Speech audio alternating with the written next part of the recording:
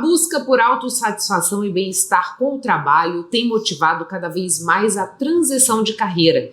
Uma pesquisa feita este ano pela rede social LinkedIn, que é voltada para a vida profissional, mostrou que 60% dos trabalhadores brasileiros cogitam mudar de emprego neste ano e que 20% já começaram as mudanças para uma nova ocupação. Aqui no país foram ouvidas 1.300 pessoas para essa pesquisa. E para falar sobre essa tendência, que recebo aqui no Papo com ela, a escritora, mentora de carreiras e treinadora comportamental Miriam Mantovani. Miriam, muito obrigada por aceitar o nosso convite, para que a gente pudesse discutir um pouco mais aqui no Papo sobre essa urgência que o brasileiro tem sentido no que diz respeito a encontrar uma nova vocação, a fazer essa transição de carreira, e me parece que tudo isso ganhou um fôlego ou se acelerou no que diz respeito ao período que a gente viveu pandêmico. Parece que as pessoas caíram uma ficha e disseram, opa, o trabalho não tem que ser só para pagar boleto, precisa também envolver aí uma realização pessoal ou um sentido de vida. É isso que motiva o brasileiro a buscar uma nova recolocação no mercado de trabalho? Obrigada, Michele, pelo convite. A pandemia nos tirou de uma zona de conforto. Às vezes você está num emprego que você vem seguindo uma carreira e você nunca nem se questionou se está feliz ali. E a pandemia nos trouxe isso. Nós tivemos muitas perdas. E aí, muito desemprego também. Tivemos que pensar de outra forma, em novos trabalhos, novas modalidades de trabalho. Então isso também nos trouxe ali uma vontade de realização de propósito. O que eu tenho feito? Tem feito sentido para mim? Está alinhado com o meu propósito? Com o que eu quero para a minha vida daqui 10 anos, 20 anos? Então a gente começou a se questionar, nós fomos obrigados a nos questionar. Então isso, de certa forma, é um legado que a pandemia nos deixou. O brasileiro, não só o brasileiro, porque foi mundial, precisou se reinventar. O empreendedorismo também está mais instalado, né? Na nossa região a gente pode perceber isso. Aumentou muito consideravelmente o número de MEI, de pessoas que fizeram, que abriram empresas porque não conseguiram se recolocar no mercado. Então tiveram que pensar numa nova alternativa de fonte de renda e também de satisfação pessoal. Quando eu penso na conciliação dessas duas coisas, Miriam, porque você diz assim, muitas vezes eu nem me questiono, eu estou num trabalho que é rentável, que me garante uma estabilidade de vida, mas por outro lado essa satisfação ela não se faz presente. Ou então esse propósito que de alguma maneira eu persigo, ele não está sendo cumprido naquela função que eu desempenho há tantos anos, por exemplo. Que momento que essa chave vira e o que eu preciso fazer para consolidar esse caminho de mudar o rumo profissional? Né? Porque você fala, a gente se coloca numa zona de conforto, às vezes até por medo desse novo, de enfrentar todos esses desafios que se colocam, que é ingressar numa nova carreira. Então, o que eu preciso observar e como que eu tenho certeza que é a transição de carreira que eu quero fazer? Legal. Angústia. Tem uma frase que fala que batizaram de síndrome de domingo à noite. Falavam até na musiquinha, começou a musiquinha ali à noite, nossa, amanhã eu vou ter que trabalhar. Essa angústia é um desconforto, a gente precisa olhar para ela. Não está tudo certo se você fica triste no domingo à noite. É preciso olhar de onde vem essa angústia, se é porque eu vou trabalhar, se é pela empresa, se é pelo líder. Às vezes não é a necessidade de mudar de carreira, às vezes mudar de trabalho, de lugar. Então, o primeiro passo de tudo é se conhecer, é buscar analisar o que você está sentindo, de onde vem essa angústia. Eu percebi que realmente eu não gosto do que eu faço. Então eu preciso buscar saber o que eu gosto, o que me brilha os olhos. Eu costumo perguntar para os meus mentorados o que você faria trabalhando que você não precisasse dessa remuneração. Vamos supor que você tivesse uma outra carreira que te sustente. O que você faria que você não precisasse ser remunerado? Isso é paixão, é o propósito. Eu quero auxiliar de alguma forma ao crescimento das pessoas. Bom, então dá para você trabalhar aqui no desenvolvimento de carreira de alguém. Então é necessário olhar para si. E o autoconhecimento é o primeiro passo. Você conseguir identificar essa angústia, de onde vem. Porque muita gente me procura e fala assim, eu quero mudar de carreira, eu quero fazer outra coisa. Quando você vai aprofundar nos questionamentos, a pessoa não está angustiada com o que ela faz. Ela está angustiada, às vezes, no lugar onde ela está, na empresa onde ela está trabalhando. Então, é muito delicado, não é tão simples, porque se você não tiver a sabedoria, a inteligência emocional para se avaliar, você pede conta e não vai resolver esse problema. Você vai gerar um outro problema, porque aí você descobre que lá onde você estava, você, poxa, mas eu tinha um plano de saúde, eu tinha salário e agora você não tem o básico. E nós não podemos fantasiar, não podemos deixar isso, falar assim, não tá gostando, pede conta. Eu só faço o que eu gosto. A gente tem que ter consciência de que até onde a gente gosta, a gente vai fazer coisas que a gente não gosta. Ou que não é tão prazeroso assim, em qualquer profissão. Então, o primeiro passo, Michele, é se conhecer. Se conhecer e se perguntar. Faça perguntas racionais, porque às vezes a gente está passando por outros problemas e junta com os problemas da empresa, você acha que a solução é mudar de carreira. E não é. Às vezes o problema está aqui. Preciso se conhecer. O segundo passo, identifiquei. Realmente não me vejo fazendo isso, nem aqui e nem em outro lugar. Aí nós vamos para o segundo passo, que é você conhecer o mercado. Tá, não quero mais, trabalho nessa área há 20 anos, cansei, não consigo mais nem me ver fazendo isso. Então vamos analisar o mercado. O que você gosta? O que você se brilha os olhos? Aí você vai pesquisar o que o mercado precisa, quais as competências que você precisa desenvolver. A transição de carreira, ela tem que ser feita com responsabilidade e planejamento, porque senão você volta para o seu antigo ramo por achar que você não é capaz de fazer outra coisa, porque você foi no momento de fúria, no momento de raiva, pediu conta porque não está mais querendo fazer aquilo. Então, esses são os 2 primeiros passos que podem auxiliar quem está aí com essa angústia, essa vontade de mudanças. Não faça uma decisão precipitada, não tome uma decisão precipitada, mas se conheça. É o primeiro momento ali de buscar entender o que está se passando aí dentro. Quando a gente pensa nessa transição de carreira, né, como você disse pra gente, detectei que é isso mesmo, que eu não quero mais estar naquela atividade, que já se esgotou o meu período naquele processo, que agora eu quero contribuir de uma outra maneira, vou precisar me capacitar, ver as competências que eu preciso desenvolver para estar nessa área. Isso costuma levar quanto tempo, Miriam? Eu tenho que casar aí aquela atividade antiga e ir ingressando aos poucos nesse novo ramo, onde eu quero me especializar e prestar o meu trabalho, ou eu paro de uma vez com o que eu estava fazendo e inicio só com foco total nessa nova atividade. O que você recomenda nesse processo? Bacana. Aí vem a terceira parte, que é o planejamento.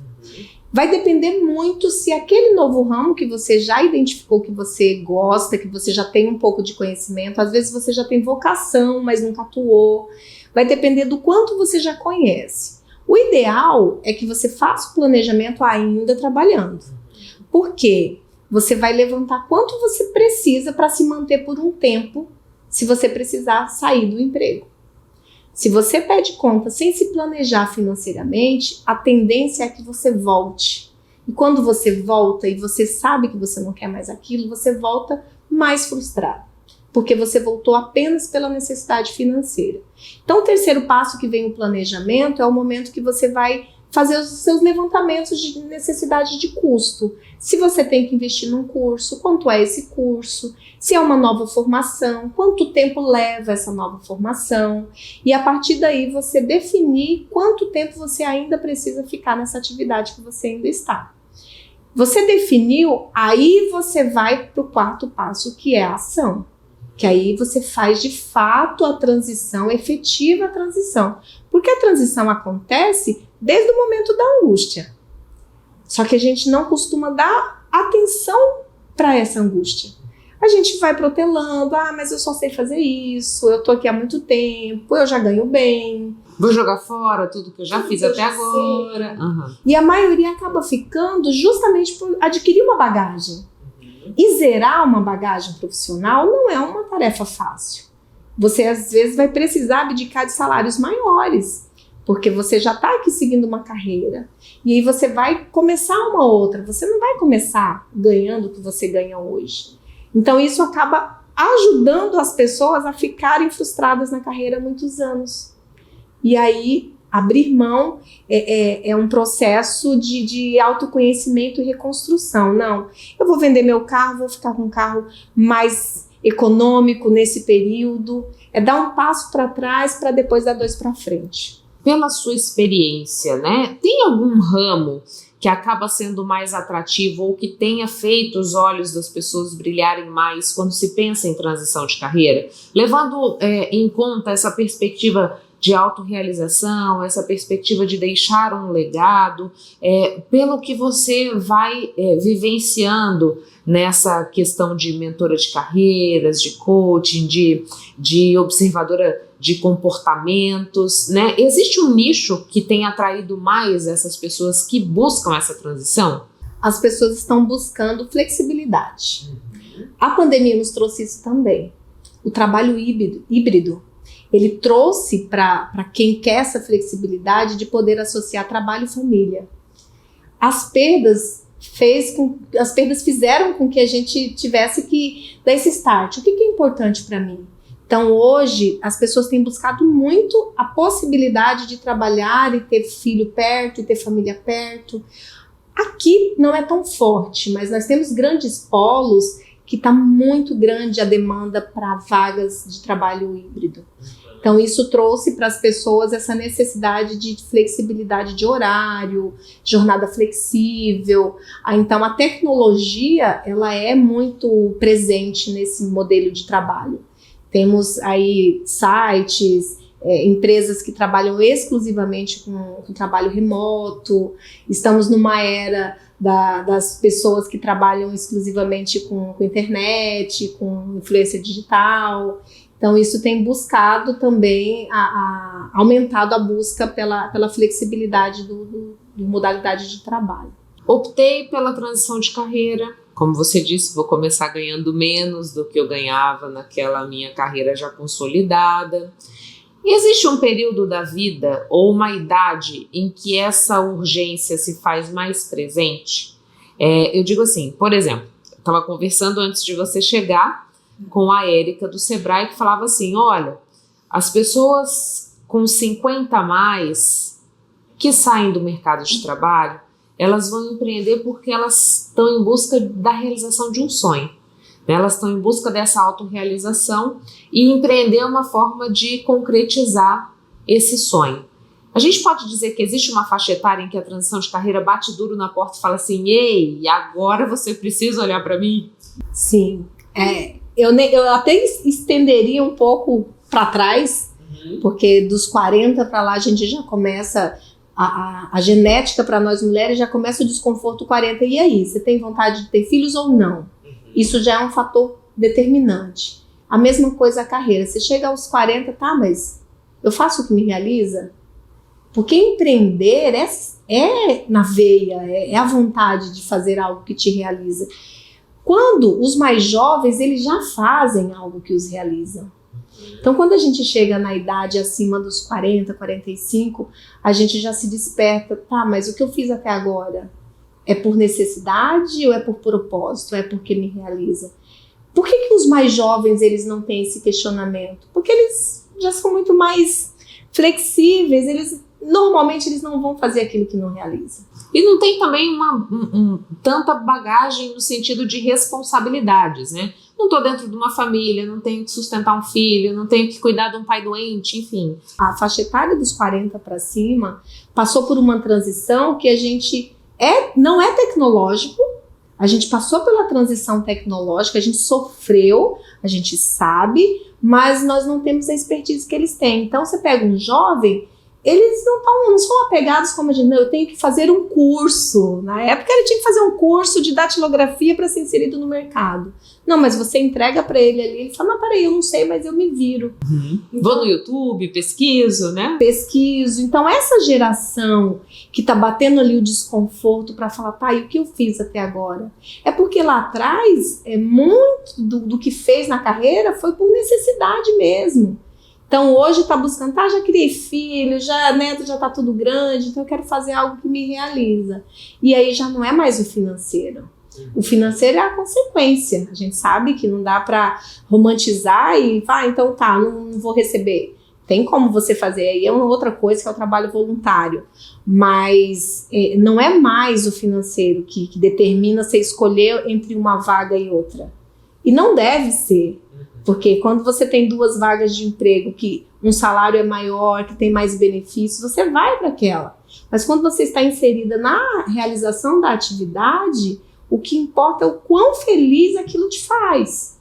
O quão realizado você sente em voltar para casa e no outro dia, opa, eu vou trabalhar lá de novo. Então essa é a lanterninha que nós falamos lá atrás que começa a acender. Só que isso precisa ser olhado, porque se isso é constante, todo final de semana eu tenho esse mesmo sentimento, eu preciso identificar de onde vem esse sentimento.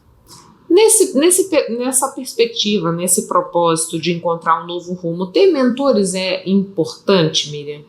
Total. Por quê, né? De que forma ter um mentor me facilita o caminhar, digamos assim? Nós temos ferramentas que nós disponibilizamos para o mentorado para que ele analise o perfil comportamental dele. Por que a análise do perfil comportamental é importante? Porque eu vou te dar o meu exemplo. Eu sou total área de humanas. Eu posso desenvolver uma competência na área técnica, mas eu vou demandar muita energia para aprender a fazer, mas isso não vai me realizar. O que vai me realizar é o contato com gente. É o quanto eu faço diferença na vida de quem eu estou auxiliando ali a desenvolver. Mas isso, eu estudei anos o meu perfil comportamental para redirecionar, porque eu já fiz 3 transições de carreira. Hoje eu atuo em 2 carreiras paralelas, eu sou policial penal e atuo com mentoria na área de carreiras. Por quê? Porque não adianta eu ir pelo salário. Eu posso fazer uma faculdade, uma pós-graduação naquela área que está pagando mais, mas não é aquilo que me realiza. Então, o quanto eu preciso do mentor para me direcionar. Porque essas ferramentas, você pode pegar na internet, tem ferramentas disponíveis, mas você precisa de um auxílio para interpretar, para te direcionar, para, aqui vai te dando direções que sozinho é muito mais difícil. Foi daí que foi a minha vontade. Quando eu vim para Cuiabá, eu penei para conseguir uma recolocação, eu não sabia onde buscar as vagas de emprego. Então essa é a direção que o mentor te dá.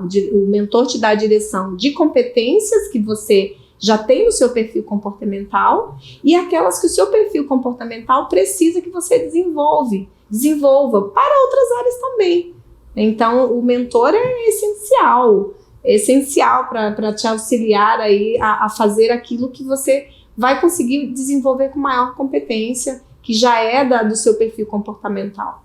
Conta pra gente agora o que mudou na sua vida desde que você fez a transição de carreira. Você fala assim, hoje eu sigo por 2 carreiras, eu sou policial penal, mas também trabalho com esse desenvolvimento de pessoas, né? Com desenvolvimento de carreiras, dando essas mentorias. O que mudou para você no que diz respeito à satisfação pessoal? O que mudou na sua vida quando você pôde finalmente atuar daquela maneira que você se sentia realizada? Eu planejei essa transição há mais de 5 anos. O que eu buscava? Estabilidade, porque eu fui professora universitária por mais de 10 anos e a função de educador, principalmente em universidades, você tem uma sazonalidade financeira muito grande. A cada 6 meses a sua remuneração muda. Só que eu já tinha filho, aí veio o mais de 40, né? Você já tem filho e aí você já quer uma estabilidade maior. Então eu falei, bom, o que me dá estabilidade é ser servidora pública. Mas o que me realiza é desenvolver pessoas. Então eu já trabalhava com RH, já trabalhava com gestão de pessoas. Comecei a estudar para o concurso, passei, fiquei aguardando ser chamada e fui para a área de gestão de pessoas, na área de liderança, área de RH. Quando eu fui de fato fazer essa transição de carreira, eu ainda não tinha muita segurança se aquilo que eu estava aguardando era uma realização de propósito ou se era apenas para suprir a minha necessidade. Depois que eu estava lá, falei, é isso. Porque ele me dá a flexibilidade de estar aqui, porque eu não fui chamada para Cuiabá, eu estou no interior, minha família está aqui, eu fico lá e aqui. Então, o que eu buscava? Eu buscava algo que pudesse me manter ali a estabilidade com a minha família, mas a flexibilidade para eu continuar seguindo o meu propósito. Então, hoje eu estou muito realizada, porque eu também, o meu perfil comportamental, ele tem um pouco da necessidade da segurança. Quando você tem um perfil que busca segurança, você não é um aventureiro nato. Então, foi aí que eu, conhecendo o meu perfil, eu pude dar passos mais seguros.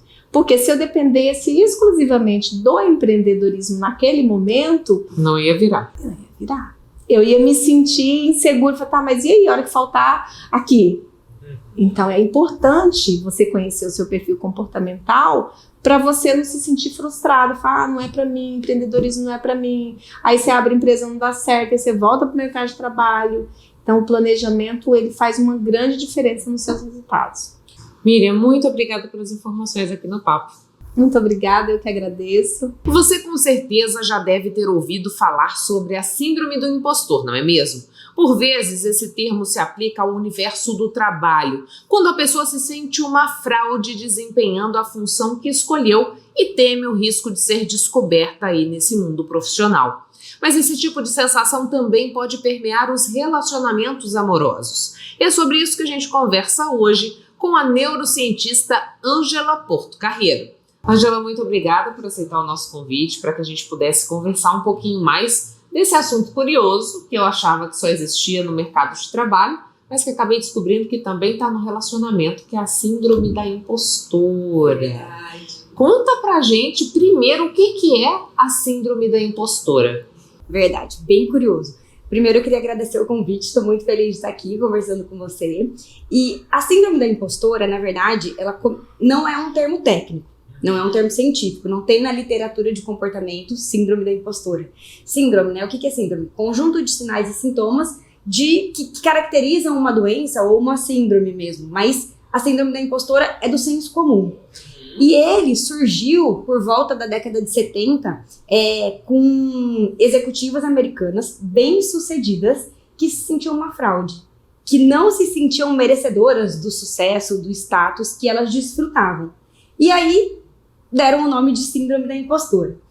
Síndrome da impostora vem desse lugar de desconforto mesmo, da gente tá nesse papel de destaque, digamos assim, com holofotes em cima das nossas habilidades, mas a gente não se sentir tão capaz assim quanto o outro me enxerga, né?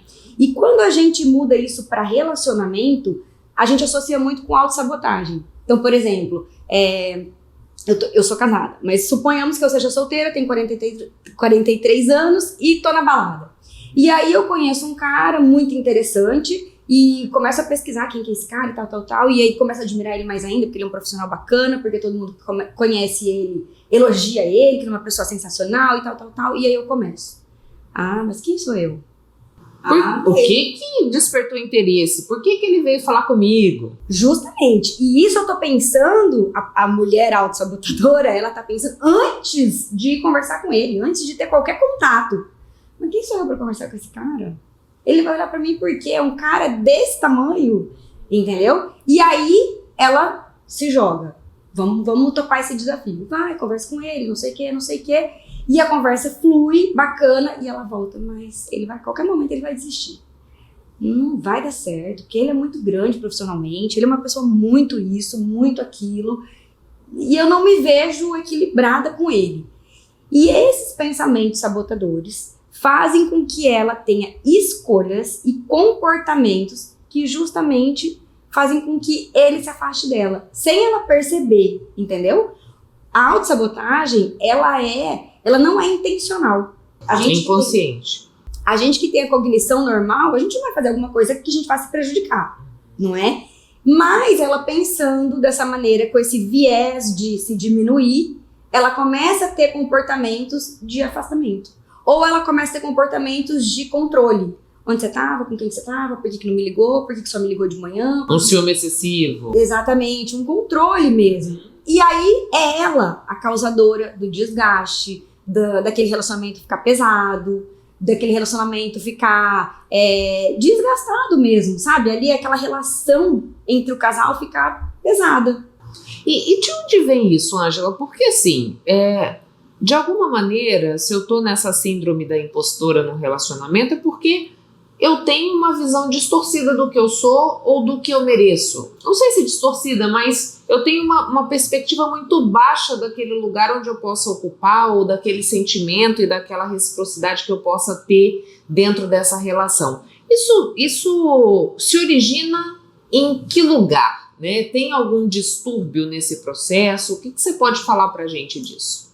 São as nossas crenças, né? A gente se enxerga de acordo com as nossas crenças. E as nossas crenças, elas foram formadas durante a nossa história de vida, pelos nossos cuidadores. Não só os diretos pai e mãe dentro de casa, porque muitas vezes eu fui cuidada pela minha avó, por uma tia, por um irmão mais velho.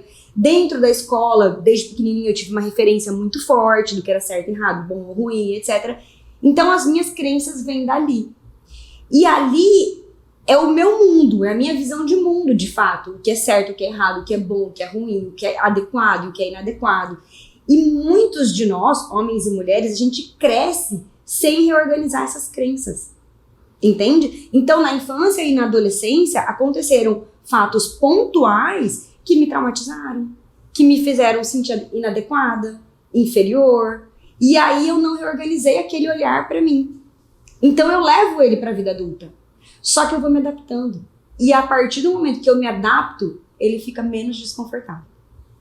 Então, por exemplo, uma mulher solteira com 40 anos que gostaria de estar em um relacionamento. Uhum. Eu não sei o que está acontecendo de errado na minha vida. Porque minha família é bacana, né? Não sou obrigada com ninguém. No meu ambiente profissional tá tudo ok. As minhas amizades são ótimas. Mas se ela não abre espaço para olhar para as crenças dela a respeito dela, ela se adaptou àquela situação de que ela quer um relacionamento, mas tá tudo bem.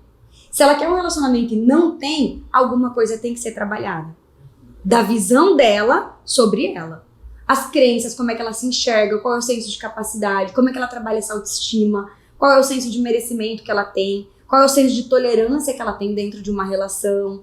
Então, eu preciso abrir espaço para olhar para mim e falar, não, aqui, nesse ponto, de fato, eu preciso me organizar.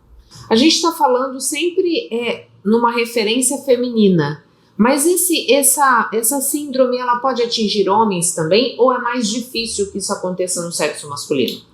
Olha, ela atinge mais mulheres do que homens, mas ela atinge homens também. No mercado de trabalho, digamos que para uma mulher ser promovida, ela tem que estar 100% boa naquilo que ela faz. E o homem, ele precisa de estar 60% bom naquilo que ele faz, para ele receber uma promoção, né? Para ele poder participar de uma promoção. Então surge daí essa síndrome da impostora nas mulheres, porque eu tenho que dar o meu melhor para poder ficar igual a ele. Uhum. Né? Tem um desequilíbrio nisso. Justamente. Né? Mas o homem também tem a síndrome do impostor como a gente, e pelos mesmos motivos. De poder ser o cara que de fato é um cara que tem sucesso, mas ele não se enxergar. E em algum momento alguém vai me descobrir que eu sou uma fraude, alguém vai vir contando uma coisa que eu fiz toda errada, e enfim. Tem até um case muito legal, que eu não sei direito o nome do autor, mas é um autor um autor consagrado, que já escreveu vários filmes, e o nome dele é Neil alguma coisa. E ele foi convidado para uma festa de, assim, pessoas muito ricas, poderosas, influentes, e ficou pensando, o que eu vou fazer lá? Tá desconfortável. Tô desconfortável, o que eu vou fazer lá? Eu vou ficar deslocado, e não sei o quê, e foi. Quando ele chegou lá, ele encontrou um cara que passou e falou assim, você chama Neil, né? Eu chamo Neil também. E tal, e não sei o que, pô, que bacana e tal. Esse outro Neil virou pra ele e falou assim, nossa, eu tô desconfortável aqui, não sei o que eu tô fazendo aqui. Aí ele falou assim, eu também. E esse outro Neil era quem? Neil Armstrong. O cara que pisou na lua. Só isso. Só isso, quer dizer, quem mais fez o que ele fez, né? Então você vê que a síndrome é uma coisa realmente das nossas crenças, de como a gente se enxerga. De como a gente enxerga as nossas habilidades. E ok eu ser ok em uma determinada habilidade. E não ser tão ok em outras. né? Então é o fato da gente também ser mais flexível com as nossas próprias réguas, né? Diante das nossas habilidades em outras áreas. A gente estava comentando antes de começar a entrevista que a autoconfiança se distingue da autoestima, né? Que a autoconfiança está mais presente no que diz respeito àquilo que eu consigo executar diante de um treinamento, por exemplo, algo que eu faça na minha carreira profissional, mas que a autoestima não é bem assim. A autoestima pode estar por trás dessa síndrome da impostora nos relacionamentos. Explica um pouquinho dessa diferença pra gente, Ângela. Eu adoro trabalhar com analogias, né? Imagina uma bailarina. Uma bailarina, ela treina o dia inteiro, né? Qualquer atleta, né? Eles treinam o dia inteiro, e se chegar uma bailarina aqui agora e a gente não estivesse gravando, a gente pedisse pra ela, olha, dança pra gente, vamos colocar uma música que você dança pra gente. Ela fala, claro, danço. Porque ela tá habituada a dançar. Ela treina os passos, ela tem uma consciência corporal advinda de frequência e consistência que em qualquer lugar ela pode dançar, né? Ela vai se sentir à vontade, confortável, porque ela está habituada a fazer isso. Então ela tem autoconfiança quando alguém pede para ela dançar. Mas não necessariamente essa bailarina vai ter uma autoestima trabalhada. Porque para eu ter autoconfiança, eu não preciso trabalhar autoconceito, autogratificação, autoimagem, mas para eu ter uma autoestima minimamente organizada, eu preciso trabalhar esses pilares emocionais. Para eu ter autoconfiança, o meu emocional pode estar em frangalhos, mas eu confio naquilo que eu faço bem. É mais mecânico, digamos assim. A autoestima, ela é de fato uma gestão emocional. E o que é gestão emocional? É eu olhar para as minhas emoções e escolher o que eu quero fazer com elas, causando o menor dano possível. Porque as nossas emoções oscilam o tempo todo. E em determinadas situações elas ficam mais intensas. Mas quais são essas situações? O que aconteceu logo antes dela ficar tão intensa? Entendeu? É uma forma da gente manejar. Outra forma da gente manejar nossas emoções é validar. De fato, por exemplo, aqui na entrevista, né? Fiquei ansiosa, né? Primeira vez que eu te conheço e tal. E aí, tipo assim, poderia não vir. Não me sinto preparada, né? Síndrome da impostora. Não sei se eu tô pronta, não sei como é que vai ser. E aí eu falo, não, mas espera. Eu já participei de outras coisas na minha vida que eu também não estava preparada. Foi tão ruim assim? Me traumatizou? Então, validar aquele pensamento e não ser refém dele.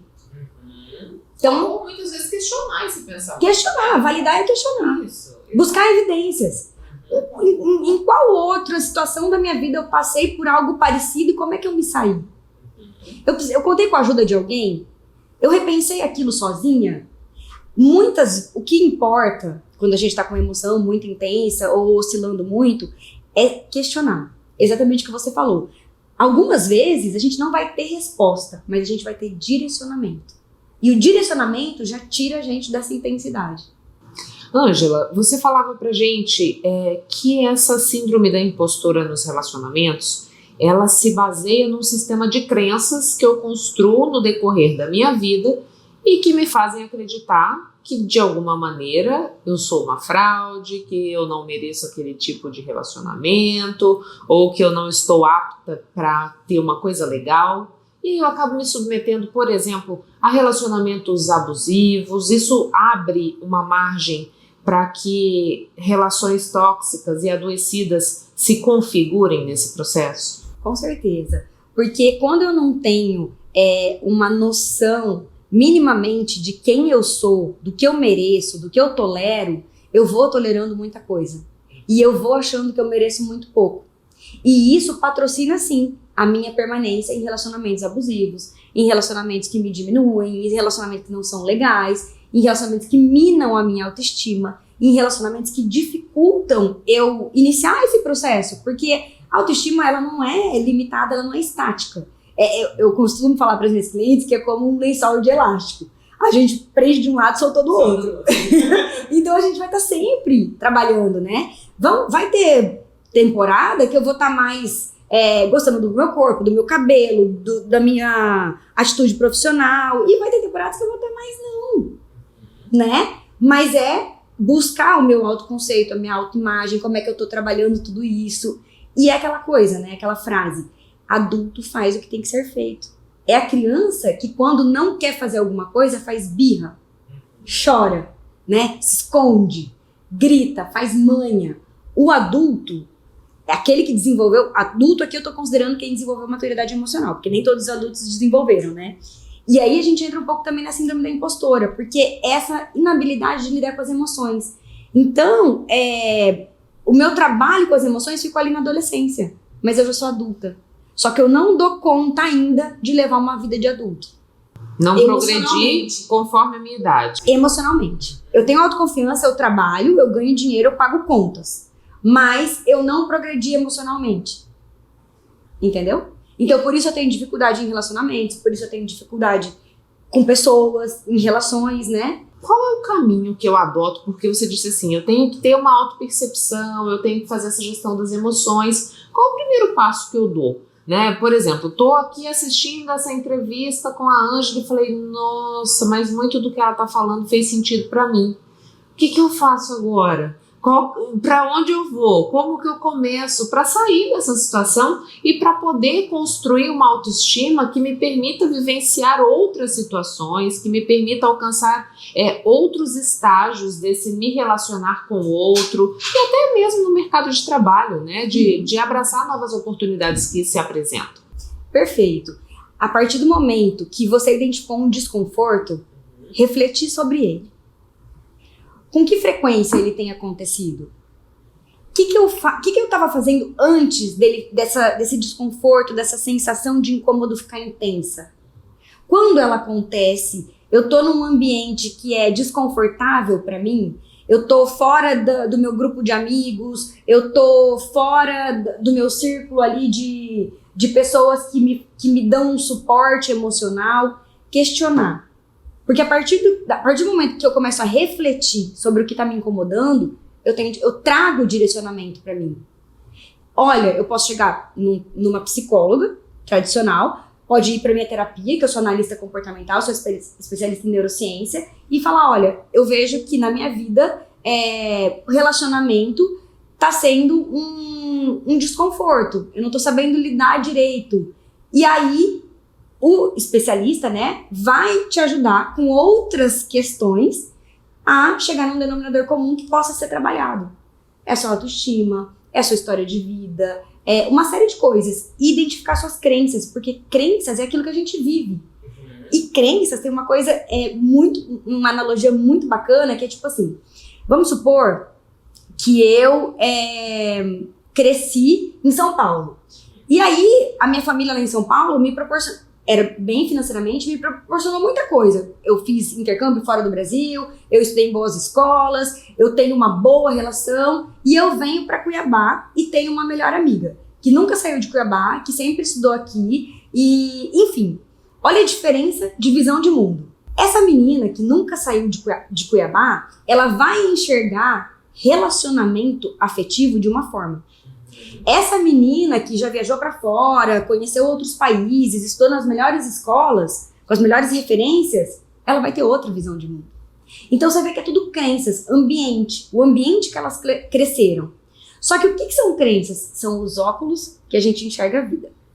Se eu tirar esse óculos, que essa de São Paulo enxerga a vida, o que vai acontecer?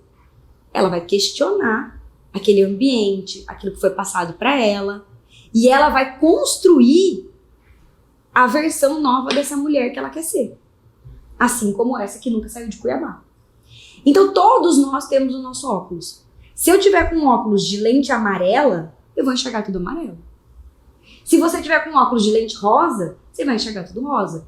Porque foi tudo que foi passado para você, como valor, como princípios, como certo e errado. E é isso que é seu mundo, né? E é isso que você constituiu sobre os seus conceitos, aquilo que você acredita.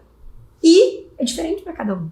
Por isso que a gente sente diferente. Por isso que uma pessoa que termina um relacionamento de 5 anos e consegue voltar mais rápido, não ficar ali tão presa nas emoções, é diferente de uma outra que termina um namoro de 5 anos e fica assim, remoendo, ruminando, desenvolve até uma depressão, por toda essa visão de mundo que tem por trás e que necessariamente está ali na nossa história de vida. Então o caminho é primeiro se auto-perceber. Exato. E depois fazer uma visita a esses pilares que me ajudam a enxergar o mundo. Seria isso? Isso. Então, tá joia. Ângela, muito obrigada pelas informações. Eu que agradeço. As refeições completas vêm deixando de ser prioridade entre os brasileiros que comem fora de casa. Por conta da crise econômica e da inflação, as refeições foram substituídas por salgados. O consumo das refeições completas caíram de 7% para 4%. Já os salgados passaram de 11% da preferência em 2019 para 15% em 2022. E os reflexos desse tipo de comportamento você confere agora. Você costuma trocar suas refeições por um lanchinho rápido? Vez ou outra pode não haver problema, mas se fizer com muita frequência, corre o risco de desencadear deficiência de nutrientes. Alguém que, por exemplo, só almoça salgado, então o que isso pode prejudicar o organismo dela? Ela pode ficar inflamada pelo excesso de farinha, né, de trigo, de alimentos, por exemplo, conservantes, corantes, de suco de caixinha, suco de refrigerante, né, que também coloca lá. Então isso pode inflamar o corpo, dificultar o emagrecimento, principalmente quando a pessoa está acima do peso, por exemplo. Quando ela quer emagrecer, se ela reduz demais a quantidade de caloria, ela também faz com que o corpo reduza o metabolismo e a queima fica menor. O consumo insuficiente dos alimentos ou a má absorção de micronutrientes, vitaminas e minerais pode causar algumas consequências e impactar a disposição física, a energia e a capacidade mental. As vitaminas e minerais são imprescindíveis para a manutenção do organismo. Ela tem irritação porque alguns alimentos que são escolhidos não dão, como dizem, né? Não sustentam, logo tá com fome de novo, e tem gente que quando tá com fome fica irritada mesmo, né? Então irritação, e isso vai atrapalhar também no convívio com as outras pessoas, né? A dificuldade de raciocinar, de pensar, tudo isso pode acontecer também, tá? Pode gerar uma resistência à insulina, dependendo do tipo de alimento que essa pessoa está comendo sempre. Se é uma alimentação com pouca fibra, o intestino vai diminuir o funcionamento. E a gente sabe que o intestino é que dá hoje, a gente sabe como ele é importante para o nosso corpo, né? Então no intestino que acontece a absorção dos nutrientes. Então às vezes eu estou comendo bem, mas se o meu intestino não está bem, não está adiantando. E aí esse tipo de alimentação com pouca fibra, com muito sódio, com muita farinha, pode prejudicar o metabolismo e adoecer a pessoa. De acordo com dados da Kantar, as classes D e E são as principais responsáveis pelo aumento de consumo de snacks. Um dos motivos é o encarecimento das refeições, principalmente fora de casa.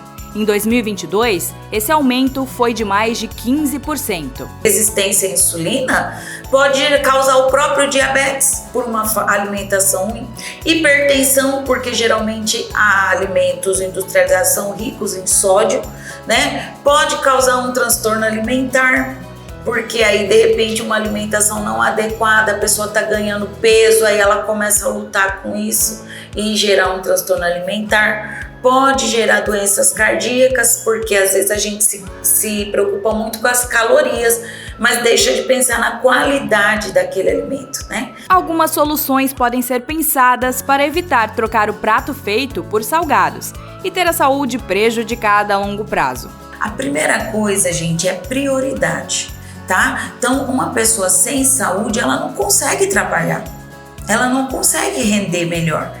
Então, priorizar a sua saúde. A gente pode planejar as marmitas durante a semana, já deixar congelado em porções em porções únicas, né? Para a pessoa pegar e levar para o trabalho. Nós podemos priorizar também frutas, verduras, priorizar fibras para que o corpo funcione bem, tá? Um outro ponto, por exemplo, não tem como mesmo. Sempre observar rótulo quando for comprar alimentos industrializados. E como que tá, eu vou olhar o que eu vou fazer com isso, né? Então, observar sempre as informações nutricionais. Quanto mais nome difícil tem no rótulo, menos saudável ele é. Pai de 2 crianças autistas, o professor Alexandre Soledade criou um canal no YouTube chamado Meu Mundo Autista. A intenção é conseguir levar às pessoas conteúdo especializado sobre o autismo. No Papo do Bem de hoje, fomos conversar com o Alexandre Soledade. Ele é pai do Augusto e da Sofia, ambos no espectro autista. Ele também é pesquisador sobre os impactos do diagnóstico sobre a pessoa autista, especialmente na fase adulta. Ele é criador do canal do YouTube Meu Mundo Autista. Meu filho tem 18 anos, o mais velho, a Sofia tem 12, né? São graus diferentes do autismo. O autista, o Guto, ele é autista nível 1 de suporte e a Sofia 2, por causa que a Sofia não apresenta a fala. Ela se comunica, mas não tem a fala presente. Eu costumo dizer que o Meu Mundo Autista começou na Sofia e não no Augusto. Mas o start foi o Augusto. O Augusto, ele realmente foi descoberto o autismo dele por volta dos 5 anos de idade. O neurologista que deu o diagnóstico para o autista, o neuropediatra, ele foi o primeiro diagnóstico dele. Então, isso 14 anos atrás. Eu posso falar que há 14 anos atrás, tudo era mato para o autismo. O transtorno do espectro autista, o TEA, é uma condição caracterizada por comprometimento na comunicação e interação social, associado também a padrões de comportamento restritivos e repetitivos. Os primeiros sinais podem aparecer ainda na infância. Sofia veio um momento bem mais para frente do Augusto, mas o que tinha mudado? Nada tinha mudado. A informação ainda era precária, a informação era dissipada, muita gente falando muita coisa. Se seu filho sentar em W, ele é autista. Se seu filho andar na ponta do pé, é autista. Então a gente falou assim, gente, isso não é uma verdade absoluta, isso são sinais de outros tipos de atrasos e não tem a ver com autismo. Então a gente falou assim, é melhor a gente começar a produzir material e conteúdo que possa levar o pai e a mãe, principalmente nesse momento, o pai e a mãe, que estão desesperados, porque o autismo, o diagnóstico do autismo, você entra num processo de luto, é idêntico ao luto quando você perde alguém. Você começa aquela fase de negação, você começa naquelas fases até você chegar à aceitação, que é o fim do luto, é um longo trajeto. Mas aí a gente descobre que nunca tem aceitação. Na luta contra o preconceito e desinformação, o canal Meu Mundo Autista traz conteúdo relacionado ao autismo e debate assuntos importantes para ajudar a todos que querem compreender um pouco mais sobre esse mundo atípico. O que eu acho interessante na rede social, as nossas interações maiores são de mulheres marcando os esposos. Tipo assim, leia isso, assista isso, porque o autismo realmente ele é muito tem umas características bem peculiares, não da pessoa autista, mas do comportamento sobre uma condição autista. Mulheres acabam ficando com a condição muito mais presa porque os filhos ficam com ela. Boa parte das crianças estão com as mães. Então, quer dizer, a mãe acaba sobrecarregando sobre ela, inclusive, os problemas relacionados à depressão, ansiedade, que estão muito evidentes nas mães. E aí elas marcam os esposos, os companheiros nas publicações. Assista isso.